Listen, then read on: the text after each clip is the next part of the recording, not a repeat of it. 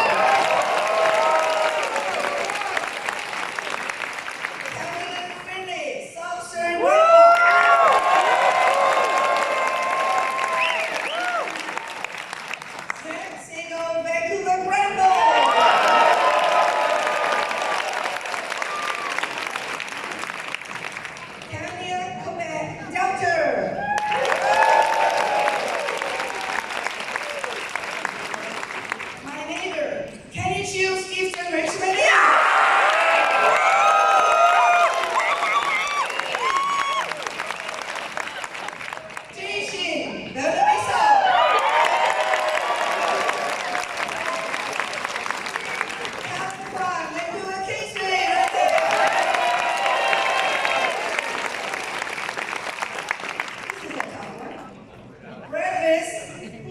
Mission, Maxwell, Fraser, Kenyon.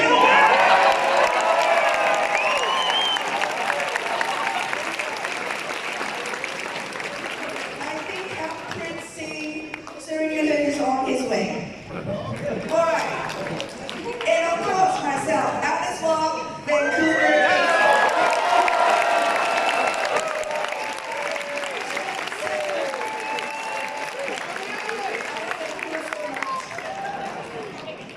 Now this is a team that is going to put more money in your pockets so you can get ahead. It has been amazing to work with them over the last several months as we get ready to defeat Justin Trudeau and elect a new... That's good!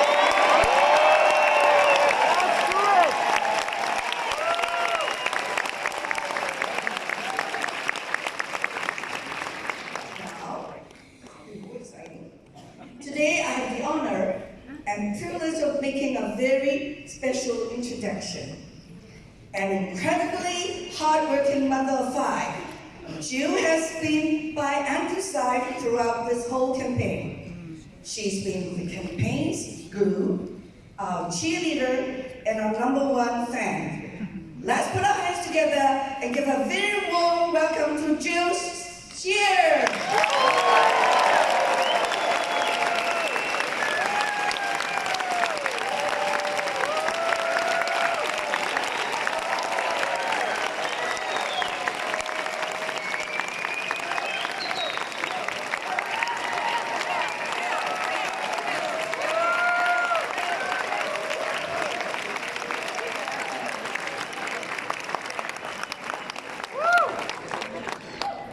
I'd like to begin by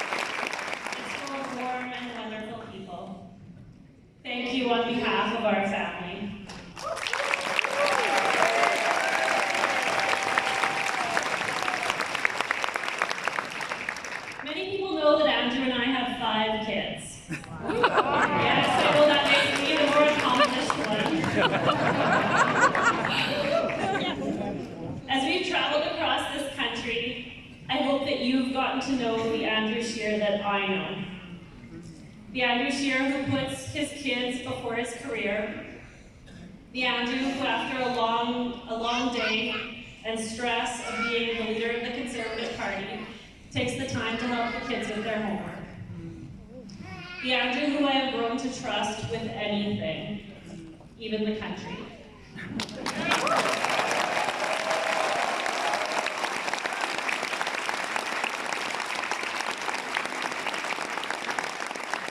If Andrew gives the same effort in being a good Prime Minister as he does to being a good husband and father, Canada will be the luckiest country in the world.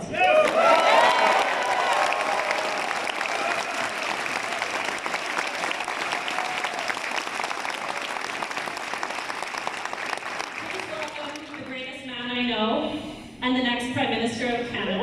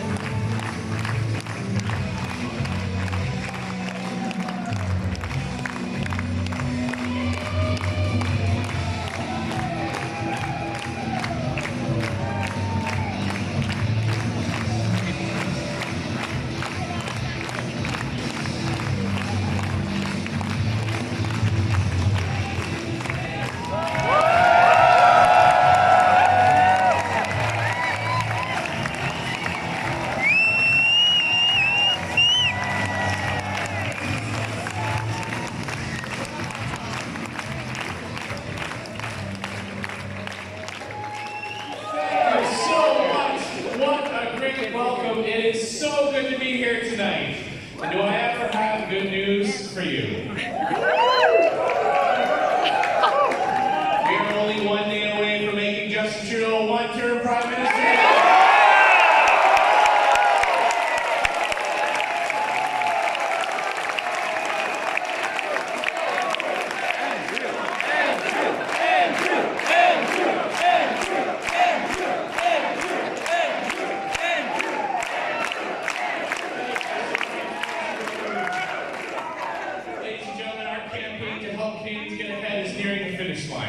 But now is when we need your help the absolute most. In these critical final days when we have to push the hardest to get our vote out. So I want to thank you all for the work that you've done. But we're going to need everything you have left to convince your friends and neighbors to join the millions of Canadians who are already voting Conservative in this election so we can put an end to Justin Trudeau's scandal-plagued deficit running.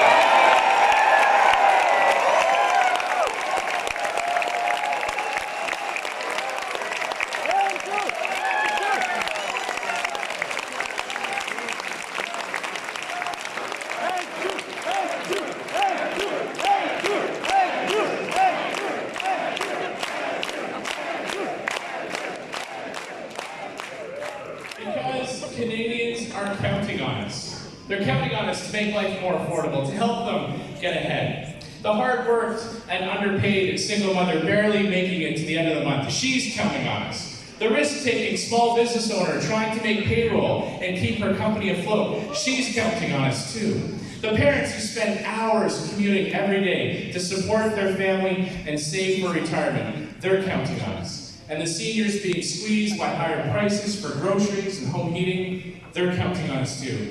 Canadians are counting on us, ladies and gentlemen. They're counting on us to finally help them get ahead.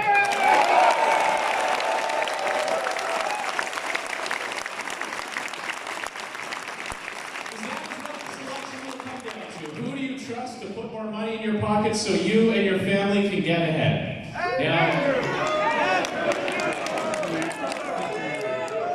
Well, according to a straw poll I just took, now we know how much we can trust Justin Trudeau. Because this is the same Justin Trudeau who lied to Canadians about balancing the budget. The same Trudeau the ethics commissioner found guilty of breaking ethics laws not once but twice, and the same Trudeau who will auction off your tax dollars to the NDP just so he can stay in power. Yeah, Justin Trudeau spent his campaign telling us that we've never had it so good. And you know what? I'm sure in his world that is true.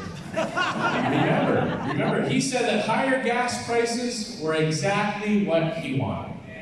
Well, trust fund millionaires like Justin Trudeau might not worry about $2 a liter gasoline, but the hard-working Canadians I meet every single day, they definitely do. The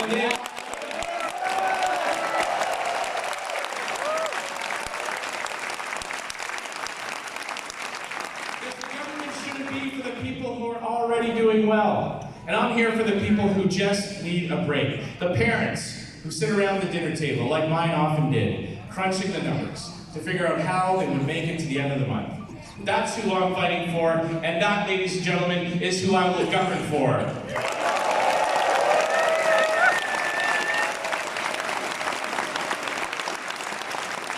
So let me tell you what I'm hearing from the Canadians I've met all across this country. There is frustration and anxiety out there, and it is real. For the first time, perhaps ever, there is a sense that future generations might not be better off. That no matter how hard you work, you're just not getting ahead. Feeling that the dreams and goals that you have for your children are getting harder and harder to reach. But that's not the Canada I know and love.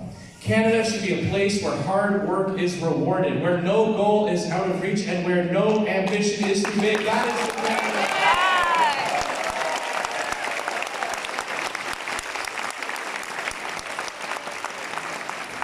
But under Trudeau, the majority of Canadians are stretching their last dollar just to pay their bills. Almost half are overwhelmed by their debts, and middle-class families are paying more and more in taxes. But life shouldn't be this difficult for people who work hard and do everything right. And here's the thing about Liberals like Justin Trudeau. He's always in it for somebody else. It's never for you. He's in it for somebody who has the money to hire a lobbyist, a special interest with an insider connection, or a billion-dollar corporation with a huge government relations team.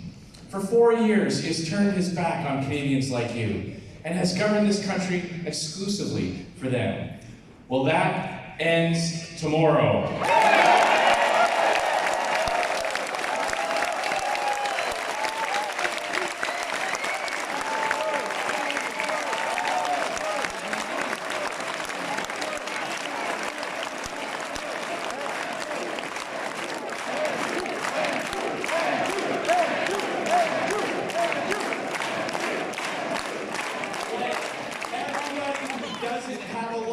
Everyone who doesn't know a powerful politician or a bureaucrat, and everybody who can't seem to get ahead when they finally have a voice in Ottawa with a new Conservative government. As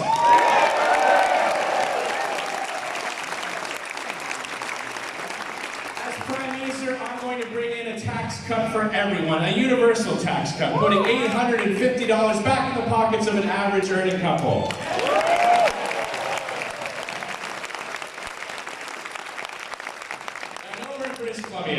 But just out of curiosity, how many people in the room here tonight are either from or whose parents are from Saskatchewan? So we know that in almost every part of the country, heating your home in January is a necessity, not a luxury. And that's why we're going to take the GST off of your home heating bill.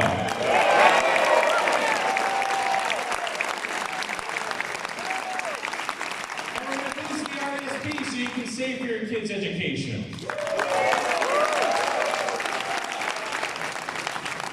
And we're going to bring back a popular tax credit, the kids' sports and activities tax credit, ladies and gentlemen. To make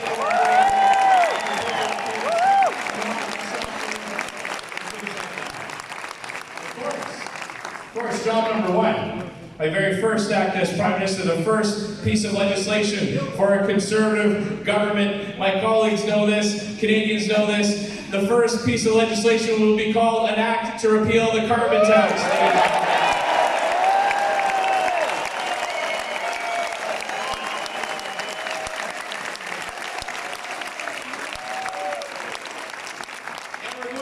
By getting rid of corporate handouts to multi-billion-dollar companies and cutting foreign aid to wealthy countries that don't need it and hostile regimes that don't deserve it.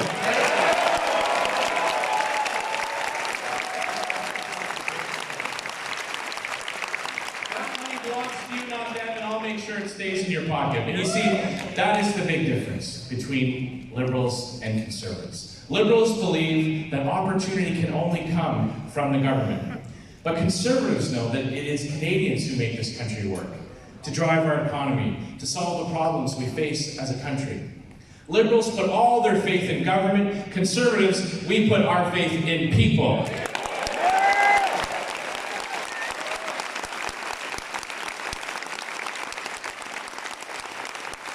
And we know that Conservative values are what built this country, and they're needed now more than ever. Here in Vancouver and all across this nation over the last 40 days, I have met so many new Canadians, families who have come from all over the world in search of freedom, hope, and opportunity. And they have found those same values here in the Conservative Party of Canada.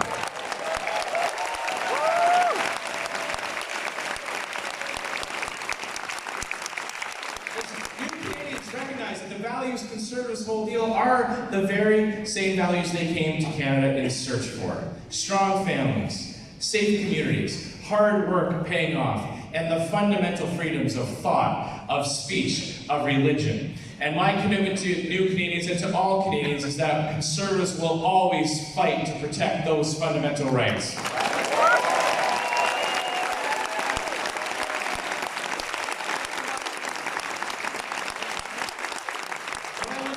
Canada's future, I see a country that creates its own opportunity. But under Justin Trudeau, Canada has become a country of no. No to big nation-building projects. No to standing up for Canada on the world stage. And no to hard-working entrepreneurs who create jobs. But while Justin Trudeau says no, my Canada is a country of yes. Yes.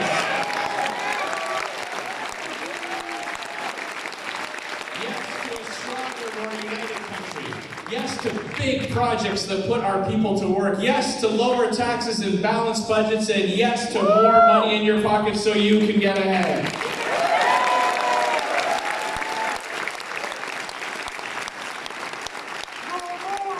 But now we see that Justin Trudeau is still leaving the door open, talking about working with the NDP after the election so he can cling to power. A coalition in which he might be the spokesman, but the NDP will be calling the shots. For higher taxes, for fewer jobs, for bigger bills, and for less money in your pockets. It's the coalition Canadians can't afford, but we are going to stop that from happening tomorrow.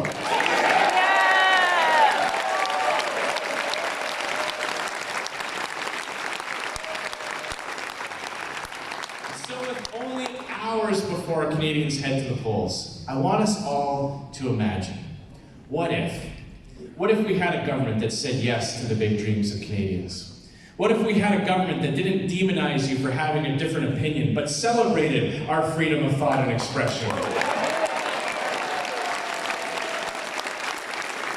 if we had a government that knew that no program or bureaucracy can replace the power of the human spirit in the free market?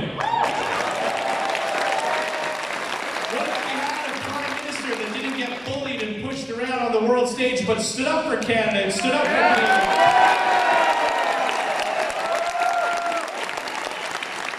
What if we had a Prime Minister that didn't look veterans in the eye and tell them that they are asking for more than they can give, but instead honored their service and their sacrifice in this country?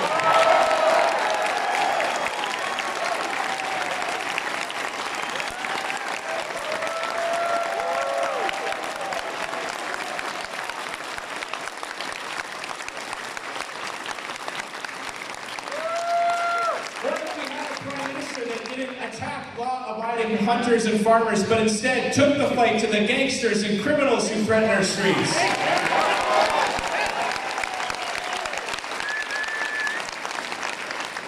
What if we had a Prime Minister that actually understood the everyday problems Canadians face and governed with a clear plan to help? Well, ladies and gentlemen, tomorrow Canadians will have a chance to find out, because this is what I am offering in this election. A country where people aren't just there to pay taxes to a big government, they're there to be served by a good government.